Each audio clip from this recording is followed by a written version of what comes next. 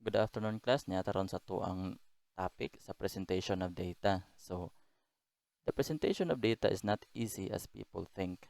There is an art to taking data and creating a story out of it that fulfills the purpose of the presentation. So, dili lang kay maghimo ra kag data lang diha nga gibutang nimo, napo na siya art. Nganong na ay art? Naaman siya kanang example sa graphical presentation of data. We have different forms ana, di ba?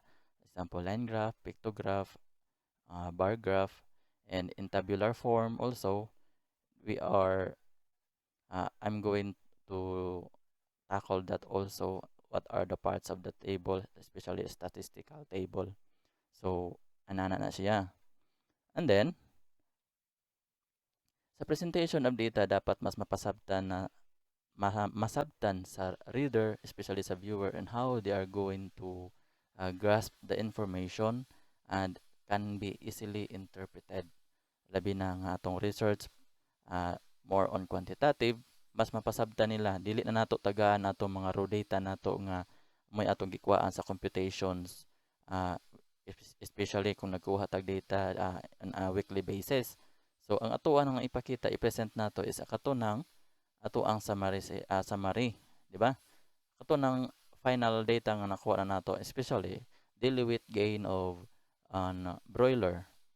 Ang ato ang ikuha nato is on a daily basis. For example, then to present that, naatay table, then naapot tay summary table nga i-consolidate nato based on how we are going to present it, and in add especially atong gi-summarize siya. So, as a whole, ang imong data, ang imong example table, kung table ang imong paagi sa pag-present sa data, dali ra masabtan sa other researchers or sa end user.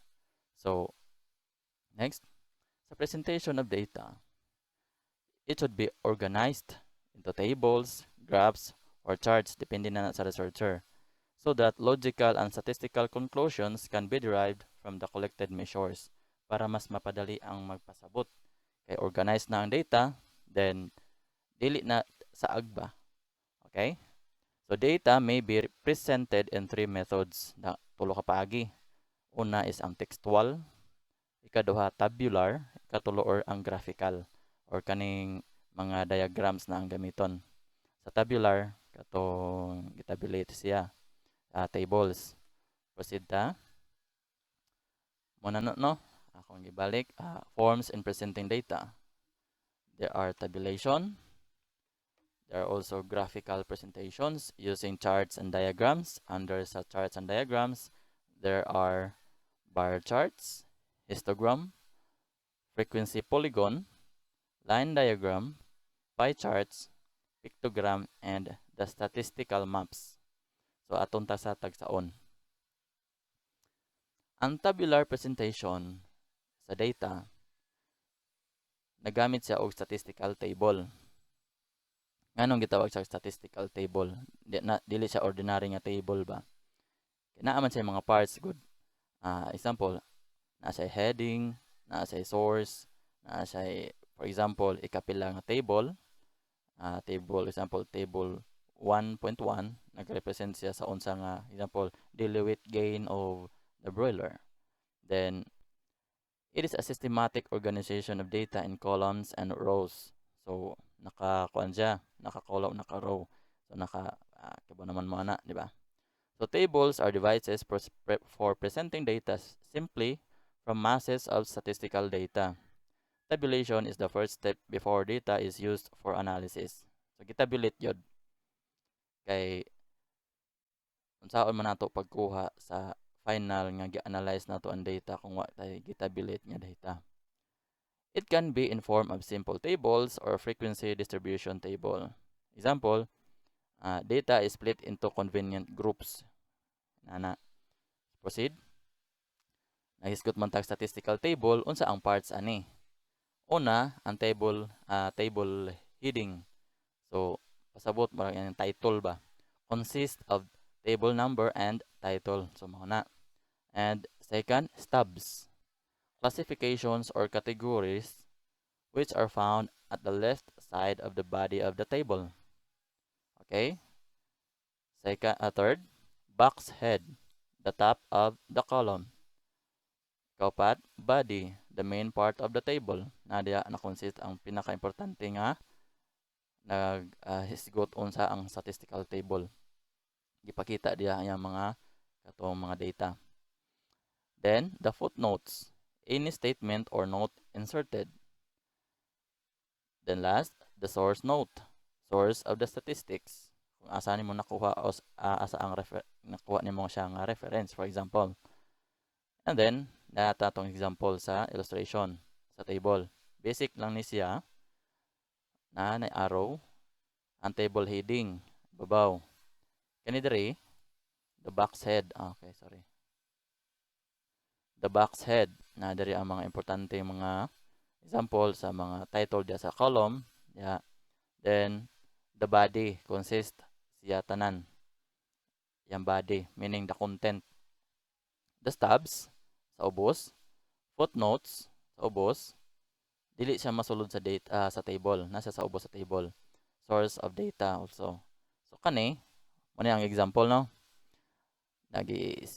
Specify gid table 4.5 mo na yan table number. Okay? Then the title na dira baliktaan na ang table heading, heading. So population of India according to workers and non-workers by gender and location. So mo ang title sa imuhang table. Then the column headings, captions mo ang ibabaw, location, gender, for example. The workers, i-categorize ang workers into main, marginal, and the total workers of the two example types of workers. Then the non-worker, then the units.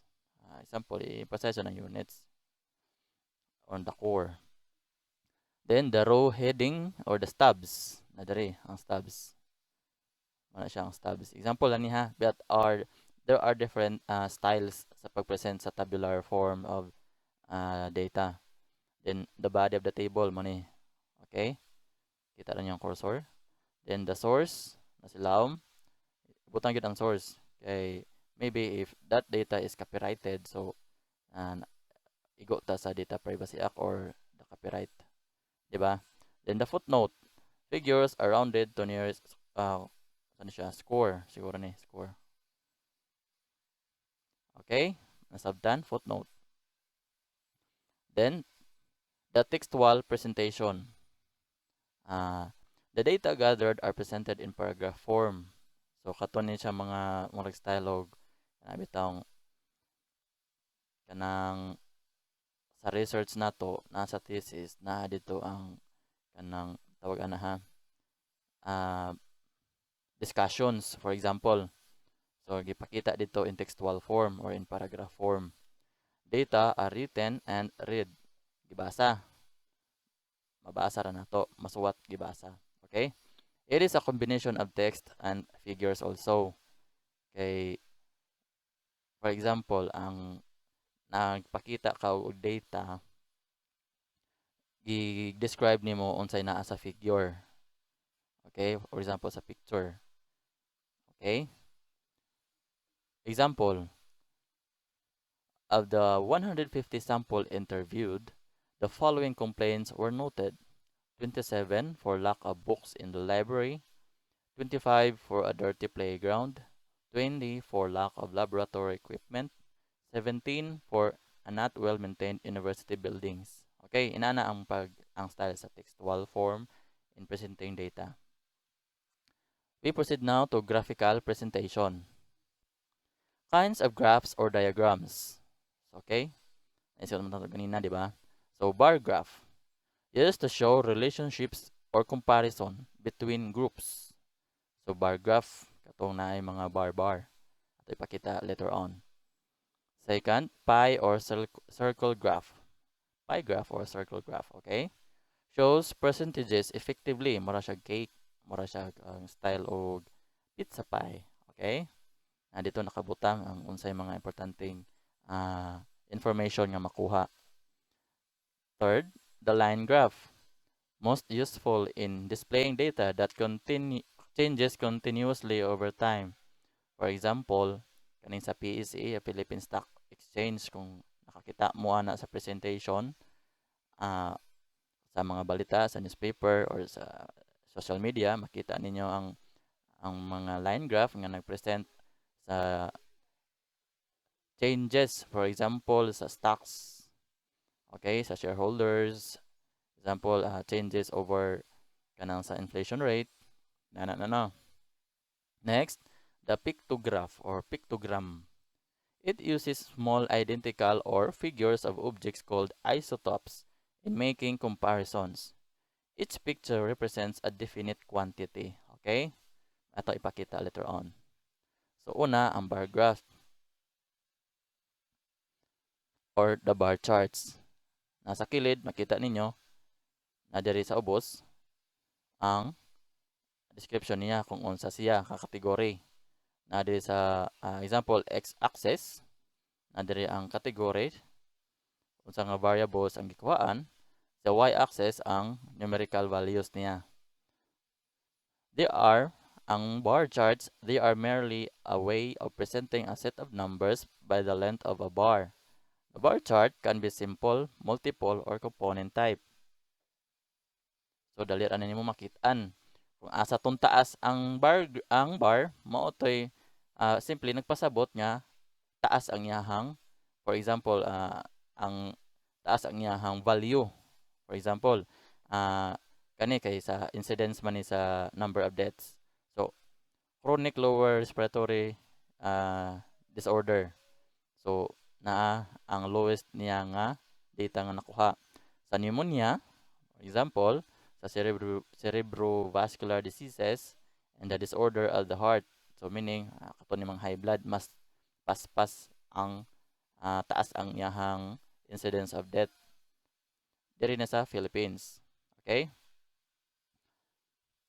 Ang pie charts. Unsa ni pie charts? Instead of comparing the length of a bar, the areas of segments of a circle are compared. The area of each segment depends upon the angle. Okay? Kung asa tong dako ang bahin, mo tay dako percentage. Okay, gipakita diri sa figure 2, three leading cause of child mortality among Filipinos, ages from 5 to 9 in the year siguro kanina 2000 ni siya. Type of error. Accidents, pneumonia, and dengue. So, asay mas dako kaning accidents. Then, second, ang pneumonia. Dengue ang ikatulo. So, basically, makita na nimo nganong dako ang accidents nga natabo from ages 5 to 9. Siguro, lack of vaccination, or shall we say, disgrasya sa kalsada, or accidents. Next, the line diagram. Ang line diagram or the line graph are used to show the trend of events with the passage of time. For example, kanisiya, the CPI percentage increase, the consumer price index, and the year. So, boss, ibase ni siya by quarter. July to October, October to January, January to April. Okay, so makita ninyo no? Ang presentation. Inana siya. So, unsaon na siya pag-input? Naana siya paagi sa pag-input pod. Ato ta sa ato ang Word or sa Microsoft Office na dito ang pag-present. Pili lang ta dito unsaon na to pag-present sa data. Later on, basin ganahan mo, ato po nang i-appeal sa kuan. Unsaon pag-kuan through video. Okay? Then, the pictogram or the pictograph. Pictogram is a popular method of presenting data to the man in the street, for example, and to those who cannot understand orthodox charts. Kada may uban dili kasabot jud. For example, kato sa line graph dili kay masabot, di ba? Sa uban, we have different level of understanding pud baya. So, kani mas mapasabtan siguro. Small pictures or symbols are used to present the data. For example, para ani, legend. Butang jud sa legend. Unsa na siya? For example, ang usa ka inani nga figure or picture, what does it represent? So sa usa ka ani nagrepresent siya sa 200 people. So number of persons who have excessive depression by cluster. So mo to again naman tong clustering gani previously sa unsang clustering clustered sampling. So ginani niya ang style sa pagpresent sa data. So sa cluster 6 less ang iyahang incidence sa excessive depression. Okay? Next, ang statistical maps. Unsa ni ang statistical maps? When statistical data refer to geographic or administrative areas, it is presented either in shaded maps. Mana shaded maps or dot maps katong uban nga dot lang siya. But kuan na siya makita nato ang true legend. So depende siya sa kung asa sa dapat mabagay or mahiangay. So example ani sa United States of America, the flu outbreak. So with the legend, influenza activity estimates. So ginana lang no ang pag-present. So widespread. So grabe, widespread siya.